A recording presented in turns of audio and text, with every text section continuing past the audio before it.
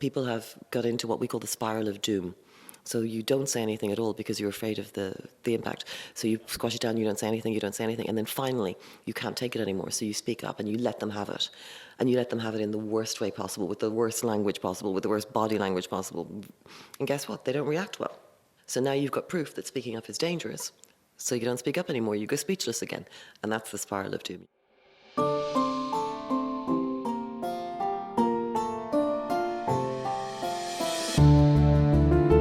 From AmaiFM, I'm Chirag, and you're listening to Tales of the Trade, a show that tells you the stories of Dubai's entrepreneurs and changemakers, and the companies and communities that they brought to life.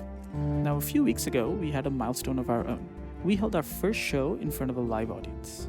And although we thoroughly enjoyed the here and nowness of a live show, and we hope to have another one in the books later this year, these conversations are just too power-packed to not be on the record. And so here we are, sharing these conversations with you. And for those of you who missed our maiden live event, you're in for a treat.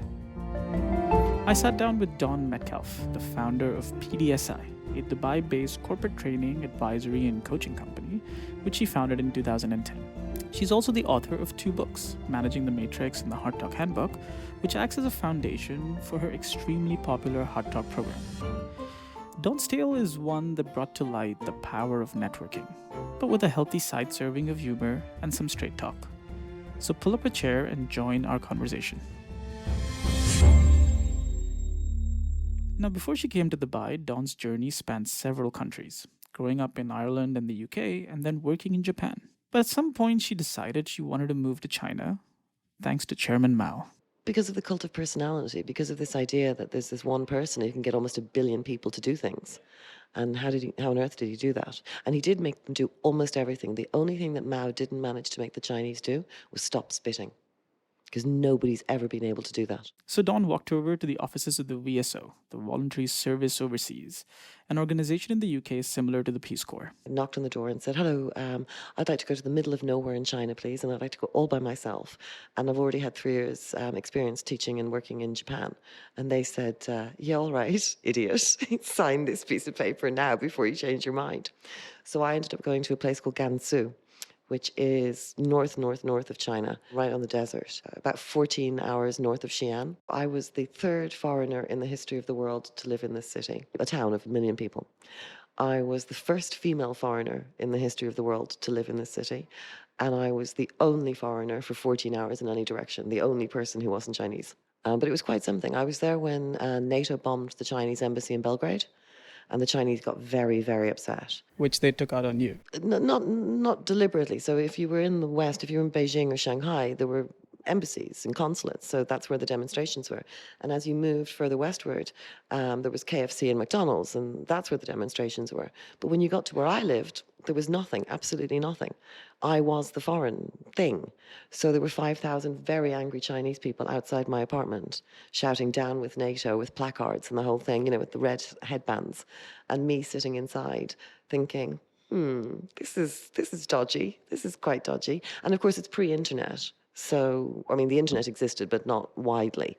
I had access to the internet for an hour a week. And this went on for how long? The demonstrations went on for a while, not too long. But at the same time, my boss had decided that he, quote unquote, liked me, and decided to make that liking apparent. So in 1 week, I had to deal with sexual harassment and demonstrations. So after about 24 hours of both, I decided, no, I was going on a holiday. So I put myself onto a bus and went down to Xi'an and hung out with some friends and just got the hell out of Dodge, really. And did you leave China immediately after that? Or? No, I didn't. I moved down to Changsha, which was actually, I ended up teaching in a school that Chairman Mao had gone to. And I was about 2.5 hours from his hometown, Shaoshan. Which was the point of this Which was the point of the whole thing. But when I actually went to visit his town, and it's this ridiculous tourist trap for Chinese. And you realize that Chairman Mao was not a peasant, right? So he set himself up, the whole origin story was a peasant. But he wasn't a peasant, and you can tell that because in the house, he had 2... woks, and one was for people and one was for pigs, and that's how you knew you were middle class at that stage in China's development. It was a peculiar time. Dawn finally left China in 1999. She spent some time in Thailand and the States before returning to the UK to teach. I was teaching in a very challenging school and was on the fast track to becoming a head teacher. And then suddenly I got ill. I got a disease called psoriasis, which is a skin thing. And then a certain percentage of people who get psoriasis get a disease called psoriatic arthritis. So like rheumatoid arthritis, that kind of autoimmune disease. So I got very, very ill. And for a year, I was horribly ill. I wasn't sure if I'd ever walk again. I was pretty sure I'd never work again. And I got some great drugs, and they made me a lot better. I'm still on them, touch wood, they're still working. But I wasn't going to work in that kind of environment again. So I made the jump into the private sector and ended up working for a small management consulting firm, working for their learning and development department, building that. And then I brought them over here in 2008, on the day that the recession started. Yay! 2008, the world economy had started to reel under the mortgage crisis in the US, among other things.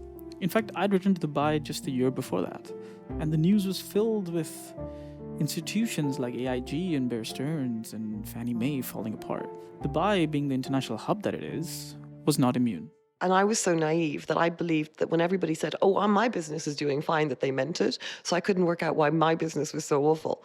And it took about a year or two to realize, oh no, people were just, fronting up. So what made you sort of shift from, because you were doing trainings as well at the time, right? What is it they say in the music business? Creative differences. I had creative differences with my previous organization. I'm very clear that I want to behave in a way that allows me to look at myself in the mirror in the morning and not feel bad. I want to be able to pick up the telephone and not worry about what's going to be said on the other end. When the email goes ping, I want to know that it's not going to be somebody saying, I don't think you've behaved properly. Or if they do think I've behaved properly, I know that I've behaved properly by my own lights. So I wanted to run my own show. But that was the kind of environment you were in where it was... I think, as I said, creative differences. I wasn't convinced that the business was going in the way that I wanted it to. And look, it's hard. It's hard to be an entrepreneur. It's hard to be a small business owner. And when somebody goes, well, what about this shiny thing? And you think, oh, maybe that shiny thing might actually be, profitable. It's very hard to say no to it. But we're trying to stay very, very focused on what we're good at. But this is something that comes up a lot as well, like when you're talking about focus. When I'm, obviously talking to a lot of entrepreneurs and stuff, and that's something that they find it very hard to do, partly because, oh, shiny, let me dabble into that as well. And sometimes you feel like it's a trend problem. So you think like, oh, this is trending and it's close enough to my business that I should jump into it. Yeah. How do you try and differentiate? Because there's some trends you do need to jump on, though. Well, absolutely. But so, for example, there's a very buzzy word at the moment around transformation, right? Which is another way of saying change. And we've been dealing with change for years. So I'm perfectly comfortable saying that we help with transformation. But I'm not going to say that we're experts in AI or that suddenly we're experts in Bitcoin. Apparently, if you put the name Bitcoin on your business is immediately 3 times more valuable. This is what the statistics show. Still not prepared to do it. I don't know anything about Bitcoin, except I don't know anything about Bitcoin. In 2010, anyway, so you launched. What was the first couple of years like? It was actually marvelous. The first week was amazing. The first day was amazing. So I left Ireland when I was 17, so approximately 100 years ago now. And you should look more shocked by that, Chirag. That's a little bit rude. Only because I've heard you say this many times. Thank you. So I went, having left Ireland at 17, I never did anything Irish. I never went to Irish networks, never did anything like that. And the day I set up my own business, I walked into the Irish Business Network and went, hello, Bajeez Bagar, how are you lads? Would you ever help a fellow Irish woman out? And they did. I was lucky enough to meet the head of one of the largest lines of service for one of the largest professional services firms in the region, in the world, and managed to meet him on the right day. He was looking for somebody who could help develop some training. So I ended up developing some training for their partners, directors, and senior managers across the whole region. And it was phenomenal. And this week, I still have them as clients. I was working with them this week. This first customer had a ripple effect for PDSi, giving them the right impetus from week 1. And the business was built step by step via solid recommendations.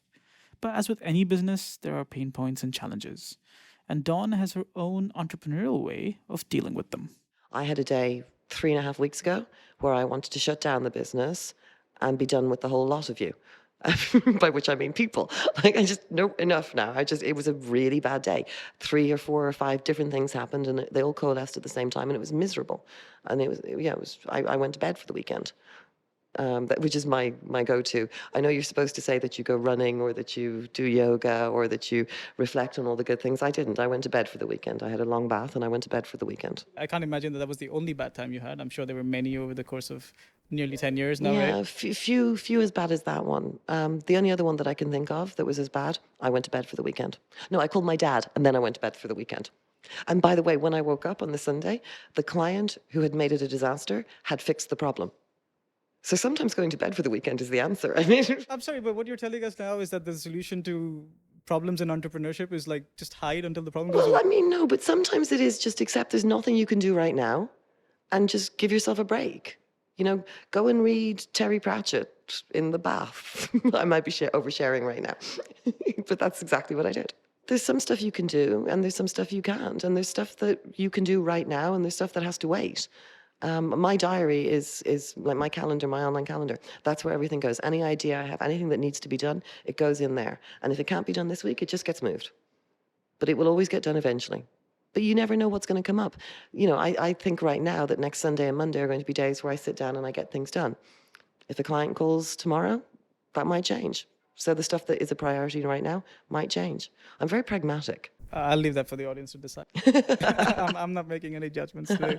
Obviously, you had a great, like I said, you had a great first week. You got connected with the right set of people, which it offers you a different kind of flexibility, obviously, if you're profitable from the beginning. It does. But I think meeting the right people is one thing. The other thing is creating a relationship with those people and keeping that relationship going. And that relationship not being transactional, but it being a genuine relationship. So when people say to me they hate networking, I say, well, that's because you're not doing it right. If you're thinking of networking as going out and going, here, have a business card, here, have a business card, here, what can I do for you? How can I sell you things? Then of course you're going to hate networking. It's miserable. But if you see networking as an opportunity to go out and find ways of helping other people, then it becomes a joy. And if you do that with real, true sincerity, people feel that. And 5 years later, 7 years later, they'll get back in touch. It literally happened 2 hours ago. I had a phone call from a guy that I met 5 years ago. He's an exec search guy. I had forgotten I knew him. And he got in touch and he said, I've got this issue. I've got this person that needs help. Can somebody on your team help? Yes, they can. And they're talking as we speak. They're talking.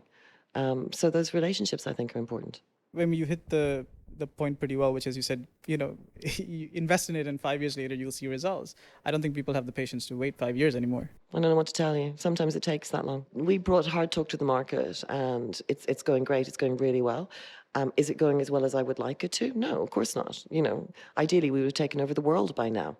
But ultimately, we're here for the long term. We're here for good, you know? So we can afford to wait. We can afford to not constantly knock on clients' door going, do you want to see it? Do you want to see it? Do you want to see it? We're not the most important person in their lives, right? So we need to be there when they're ready for us.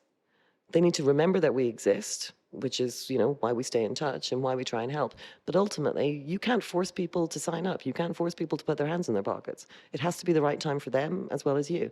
And, you know, we're on the outside. We don't know what's going on with them internally. We can't take it personally. What were you doing differently? Do you think there was something that you guys did that made you successful? I think we were unbelievably honest all the time. So if somebody got in touch and said, can you do this? And we couldn't, we would just say no. And we would try and help them to find somebody. The other thing we did was we never invoiced until after we'd done the work. I know, shocking, right? Well, yes, but that probably because you were profitable from the beginning and we were able to do that, yeah. Because I think a lot of startups, they don't have that luxury. Cash flow is a huge issue. Yeah, no, that's absolutely true. We were lucky, but it was also, it's a great differentiator, right? So we're selling a service that's intangible and people are saying, well, how do we know you're going to be good? So, okay, well, here's our references. You know, we were talking to you because somebody recommended us. That's number one. Number two, we've been here for a while now, so we must be doing something right. But number three, tell you what, don't pay us. Don't pay us until we've proved ourselves, and then pay us all of it the day after we have done. And we've never, ever not been paid. We're going to delve a bit more into Dawn's focus on the Hard Talk program and her thoughts on entrepreneurship right after this. Stay with us. Feel like your favorite platforms have become a place for toxicity and fake lifestyles? We invite you to listen to CSR of One, a podcast that explores the proactive side of social media. In a world full of selfies, we challenge you to do more. Do something. Help someone. Use your place in the world for those who don't have a voice. The first season of CSR of One is now live wherever you get your podcasts. Welcome back. I'm Chirag, and you're listening to Tales of the Trade with our guest, Dawn Metcalfe. Now, by 2017, Dawn had already written her first book, Managing the Matrix. And as PDSi continued assessing companies and training people, she started noticing some familiar things come up at these organizations. On top of that, most corporate trainings are imported here, and therefore quite limited when it came to regional and cross-cultural workplaces. Having difficult conversations, hard as they already are, was just further complicated by Dubai being such a cultural melting pot. One of the things that became clear in managing the matrix was that it's very easy for people to fall through the cracks in a matrix organization. And by definition, almost all MNCs or multinationals are matrices. So accountability is a very big deal. And if you're in a matrix organization, you're often having to hold people accountable who are not your direct reports. So it becomes even more of a big deal. The second reason that it was always important to me was how to communicate effectively. Remember, I've lived in England, France, Spain, Japan, China, Thailand, the UK again, and then here, the most multinational place on the planet. So how to communicate across cultures has always been interesting to me. And then the third reason was I was delivering a similar program that didn't belong to us in Abu Dhabi for many years. And it was a good program, it really was. But it was built by Americans for Americans. And it just did not acknowledge that the rest of the world existed. It had no idea how to deal with the multicultural stuff that we deal with every day. So Hard Talk was built to deal with that. So the program came first, and then you started working on the book in parallel? I was really lucky. I had a client who allowed me to build this training program and then deliver it to them when it was still very, very raw, and gave me feedback. They were all trainers. They gave me this gold dust feedback, which then allowed me to go away and develop it properly. And then ultimately, as soon as the training program was ready to go, I started to write the book. It was a lot easier to write the second book than it was the first. Was there a reason why you decided to take an approach of writing a book around this? Yeah, because not everybody's going to be able to have the training program. And even those who do have the training program, even though we've really worked very hard involving neuropsychologists and cognitive scientists and all these kind of people to make sure that it's super, super sticky, that once you've been through the program, your behavior does actually change and you do see the world differently. Even then, it's nice to have something that you can refer back to. That's not just a workbook. Hard Talk became Dawn's entire focus for nearly 2 years. She published the Hard Talk Handbook in 2018, which became the foundation point for the program itself, not to mention various speaking engagements. But all of this couldn't come at the cost of PDSi's existing clients. And this is where the team that she's built stepped up. So I'm very lucky. I've got a team of people that work with me, and they were able to continue working. They continued doing other training and other coaching. And I did a little bit here and there because, there are some clients that have known me for a long time and want me.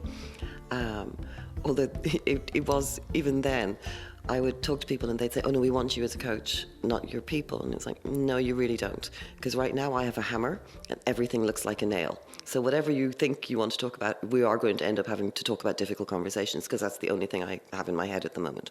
So I had to be quite disciplined about that. The other side of it also is the hiring aspect. You're delivering something that's both intangible, but it's very reliant on the people that are delivering the training. You've got the skills, you've done it, but then when it comes to actually delivering, how do you transfer it down? How do you do that? Like, what has been your process to do this? So for coaching, it really has been about finding coaches that have been successful elsewhere. Often people who've got their own small businesses, and then we've partnered with them. For our back office, for finance, the CFO of an organization that used to be a customer of ours, he left and set up a business doing back office for SMEs. So that was an easy one. I knew him. We were his first client, and we're still with them. For everybody else, it's a matter of bringing them on. But for me, it's really about attitude first. You can train people on most things if their attitude is right. We're an unusual organization. So the other day we had a performance review that involved me sitting on one sofa in my living room and my colleague sitting on the other sofa in my living room while we chatted and made notes and then had lunch. It was a very in-depth performance review, but it was very relaxed. We're not terribly formal. For us, it's all about humanity. Have you had failures with this approach? Oh gosh, yes. Yeah, do you think? Yeah, we have. But people talk about failing fast and failing often. So the idea is that we do precisely that. We don't let people out to do harm until we're very, very clear that they're trained. It's actually getting worse now, though, because we're bringing Hard Talk global, which means that we're trying to train facilitators worldwide, and we're doing all of that virtually. And that is tough, because they're going to take my IP, this thing that I've developed over years, and bring it out into their own markets. So we're not taking it quite as a laissez-faire approach on that. It's a long, difficult process for them to get through. It's probably the most difficult process that anybody has in order to get certified to deliver a training program. I've never seen anything as long. And today, I mean, you've been in this since 2010. How much are you still involved in that process? Oh, yeah, very. Entirely? Yeah. Listen, when I made the jump from public sector to private sector, I was very lucky. I was sent to Harvard to do an exec ed program, and it was called the Leading the Professional Services Firm. And I'll never forget that the first thing, and maybe the biggest message that came through again and again, was that if you are in a professional services firm, your problem is that you have to manage the firm and do the work. And it doesn't matter who you are, right? The biggest law firms in the world, same problem. The partners are out delivering and they're working on the business. So they're in the business and on the business. It's hard. It's really hard. But I have a little house in Sri Lanka that I run away to, and I do the thinking stuff. And then in Dubai, I'm doing the working stuff, the delivery. Creating a piece of work, something that is your baby, is a feat in itself. But Hard Talk was designed with an objective to change the very nature of conversation between people. You really do see change. It's actually quite moving to see the change. I mean, the very first company that we did Hard Talk with, the testimonial the guy gave us, the CEO gave us, was astonishing. He wrote us an 11-paragraph testimonial. We get, messages via LinkedIn or via email telling us the difference that it's made, with people saying, I haven't spoken up to my boss about this, and now I did. And guess what? He didn't bite my head off. He didn't fire me. And it has made a difference. Just this morning, somebody said to me, but you're not saying we should always have these conversations. And I'm like, no, I'm not saying that. We're not mad. There is always a cost-benefit analysis. But what we need to do is make sure that we're making the decision, that it's not just the default is I'm frightened, I'm scared of what might happen, and therefore I'm not going to speak up, because there are consequences from not speaking up as well. And one of the pieces of advice that we give in the training is that if you haven't dealt with it directly, if you have let it go a week or 6 months, or in some cases a couple of years, you have to own up to that. You have to say that to the person, listen, my bad, I should have said this before. Finding something to apologize for when you're trying to give somebody a difficult message is a really good thing. It's very hard to argue with somebody who's apologizing to you. Is it? Oh, yeah. I'm sorry if you don't think so. What do you see in terms of these difficult conversations happening between, at a startup? Between co-founders. That's the one we hear about all the time. I would think in the last year, we've probably had half a dozen different co-founders get in touch to talk about precisely this. We started this thing together. I thought we shared a vision. Oh, we don't. It's become really, really clear. And how do we have that conversation? No, it happens a lot. And again, way too often it happens too late. So the people have got into what we call the spiral of doom. So you don't say anything at all because you're afraid of the impact. So you squash it down, you don't say anything, and then finally you can't take it anymore, so you speak up and you let them have it in the worst way possible, with the worst language possible, with the worst body language possible. And guess what? They don't react well. Of course not. So now you've got proof that speaking up is dangerous. So you don't speak up anymore, you go speechless again. And that's the spiral of doom. You go round and round, because unless you speak up, nothing changes. We've talked about entrepreneurship as a concept as well, and how it's changed a lot in the last, maybe let's say 10 years, but of course a little bit longer than that. We grew up, again, as you said, millions of years ago, in an environment where being an entrepreneur was something, first of all, A, it was not something everybody did. And then B, it was something that people did really down the road. You worked for a while and you gained experience and networks and all of this stuff. And then you stepped away and then said, all right, I'm capable of doing this on my own and I'm going to step away and do it. And today that's not even remotely the norm. I think that's because what we mean by entrepreneurship has changed so much. Nowadays, if you say entrepreneur, most people think tech, right? And if it's a tech startup, then why not be 13 or 14, right? Or 18? If you can code, you can code. If you've got a good idea, you've got a good idea. If you can pitch it to a VC, to a PE and get some money, go with God, right? But that's not the same thing as running a business. Running a business involves dealing with other people, and that involves a level of maturity that you don't have as a kid. And it's something that is very, very difficult to teach. But it also means that our training And I don't necessarily mean just corporate training. I mean, a lot of our education systems are still rooted in the same old things anyway, outside of other skills. So how does this gap actually get bridged? I mean, it's just trial and error at the end of the day, and years of people learning things. Well, look, I'm a great believer in teaching children the best of what we have always known, right? I don't think we should stop teaching children Shakespeare. I don't think we should stop teaching them geography and history. I think people need to learn things, and it is part of their birthright. You and I can sit here and we can reference Churchill, and we both know who we mean. That's because of our education system. I don't think we should throw that away. I think we should add more to it. And one of the things I think we should add to it is to help kids bridge that gap, to move from school into the workplace, particularly in the UAE. Well, I don't know about you, but I certainly grew up having part-time jobs. And I learned more in those part-time jobs than I did in anything else that have helped me to succeed in business. That's not the situation these kids are in. So what we're trying to do, and we're just about to launch a new initiative about this, is the Workplace Readiness Programme to help students from 15 to 18 to start to learn about the world of work, to move into businesses, and to start to build those relationships, to build those networks, and to build those skills. And we're so excited about it. But is this something that's, again, we go back to being quantifiable? Like, how do you quantify something like this? Well, what we'll be doing is we'll be asking the students to quantify themselves what they think they've learned, but we'll also be getting feedback from the corporates, from the schools, and from their parents. So again, it's about triangulating the different pieces of information so that we've got a fuller picture. But listen, not everything that's worthwhile doing can be measured. Do you have any regrets? I've had a few, but then again, too few to mention. Not about anything to do with the business, I don't think. You know, it's that old chestnut. As long as you've learned from it, I don't think we've ever made the same mistake twice. When I left uni, I was offered a couple of different corporate jobs. Sometimes I think, oh, maybe I should have taken those. And sometimes I think I should be a little bit more cynical. So, for example, Like more cynical? yeah. Okay. Yeah, I don't think I'm cynical. I mean, I did say people suck, which might be a bit cynical. I hear your teammate is laughing. No, I think I should be a bit more cynical. Look, when was the last time you heard an author not described as a best-selling author? Every author is a best-selling author. Nobody ever describes me as a best-selling author because we don't describe me as a best-selling author. You've been an entrepreneur for nearly 10 years. What is balance like for you? There is no balance, to be ridiculous. Everything is work. Everything is work. But work is everything.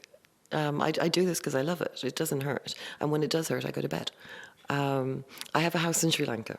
That's where I go away. That's my balance. I work while I'm there, but I work on different kinds of things. So writing the book, that wasn't work. That was, that was fun.